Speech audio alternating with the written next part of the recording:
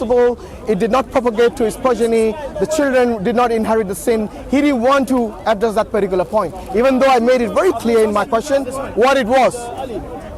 So now what we are doing is we are trying to engage, but somehow they don't want to engage. They want to basically heckle, they want to shout, they want to, look, this is not the way. You don't learn like that. Unfortunately, that's not how you learn, have a dialogue, something productive. So what we did was, we gave them the opportunity to ask a question and for them to ask me a question. Yes. So at the end of the day, if they want to engage in a positive, productive dialogue, then they should engage calmly in a more civilized way. Not shouting, not saying, oh, you lose, you this, you that. I mean, this is what? Heckling. That's what they've been reduced to. This is J. Smith's legacy. Smith's heckling team. That's what they have become. And that is the reason we stopped engaging them. Because that's all they can do, not have a productive dialogue, but to have a heckling, shouting match, which we don't want to. And that's why I say I'm done with the DCCI, done with that team. We tried our best to engage with them, but unfortunately they don't want to go down the civilized route. They want to go down the route of heckling, demeaning, ad hominems, basically low-level polemics, not something that is productive to anyone. So anyway, alhamdulillah, we stick to our faith, which is the belief in one God. We do not worship a man that is born of a woman. Yes, a human being who was, according to their own faith, their own Bible, according to their own belief, that this is their God, their Lord and their Savior. Guess what happened to him? He was stripped naked, beaten, yes, to a pulp, where they say that he wasn't even recognized. He became so ugly that people wouldn't recognize him. And then he was finally killed. By whom? By the very humans that he is supposedly to have created. Look at the absurdity of where they have placed God in their faith. The lowest of the low, the one who was so weak that on the cross he cries out, my God, why have you abandoned me? What kind of a human makes such a proclamation? The one who has lost faith in God. Only that person would make such a proclamation, let alone a prophet and a messenger of God and the elected Messiah of God. No one would make such a proclamation, my God, why have you abandoned me? You know why he was abandoned? Ask the Christians why he was abandoned. He did everything to the letter what his God expected of him. Yes, he even went, according to them, he even went to the cross to die willingly, as far as they are concerned. Even though in the Garden of Gethsemane he begged God to take the cup away from him and to give him an alternate way to die or to redeem the people from their sins. Now this is what happened. They have lowered God to a status of being someone who has not only been beaten and killed, but also someone who has lost complete faith in God. That at the end, at the end, he basically is saying, my God, why have you abandoned me? Now, they say that this is because all the sin was put on him. If all the sin was put on him, yes, then looks like at that point the entire world was sinless. Or even if they say the ones who have accepted him, their sins were put on him, even then, all their sins, when they were put on him, he became more sinner than all of them to put together. All the believers in Christianity put together, he became a sinner. And that's the reason God turned his face away from this Messiah, from this elected child of God, because they call him the Son of God. Yes, according to them.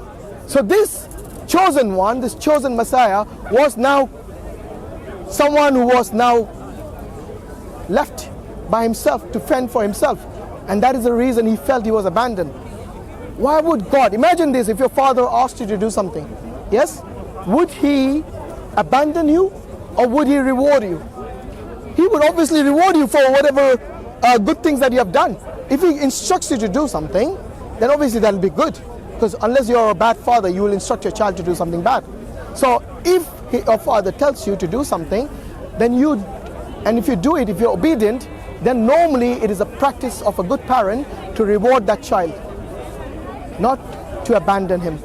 And that is exactly what happened to Jesus Christ. After he had completed everything that was expected of him, he got abandoned by his Father. What happened to the Trinity? One broke away, one was abandoned. So now you're left with two. This is the point in time, the point in history where the Trinity was broken, if there was any, to start with. So there you go. You have a God who abandons God. A God abandoned by God. Look at the absurdity of this belief.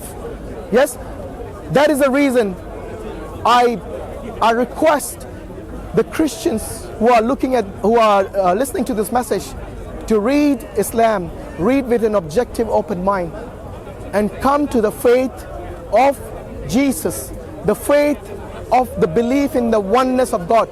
It is like Jesus said in John chapter 17 verse 3, that you, the only true God, Jazak Allah Khair, you, the only true God, yes, and he basically willingly submits himself to that willing God, so to that one true God. And this is the definition of what Islam is, to submit to the will of one God. And that is the belief of every prophet and messenger, including Jesus Christ. He believed in one God. David believed in one God. Abraham believed in one God. Jacob believed in one God. Yes, Ishmael believed in one God. Isaac believed in one God. All the prophets, they all propagate the same message, the true message, the core message of Islam. Yes, both the Jewish prophets and the Gentile prophets, in the Bible, in the Quran, in the Torah, in the Old and the New Testament that you have today, all of them advocate the same message: to believe in one God and to submit to Him. Yes, and not to disobey Him. And look, which is the odd religion out there? Which is the only one that says that God is three? He basically somehow came to earth as a human being, got killed by this very same human being that he's supposed to have created. We don't see any rationality in that sort of belief. If you believe in the one powerful God, the majestic God, the one who is responsible for everyone out there in terms of their sustenance, how can he be harmed by his own creation? It is not only something they say, oh, because you became a human being. Yes, you became a weak human being and you got killed by this human being, the one that you are supposed to be representing. So with that, we finish this, because now we got a heckler, as I said, J. Smith's heckling team. Assalamu alaikum wa rahmatullahi wa barakatuh. Where is Muhammad mentioned in the Bible? I got better things to do. Jesus mentioned in the Bible. Yeah. Where is Jesus in the Bible? Why are we engaging her? We don't engage people like her. Okay,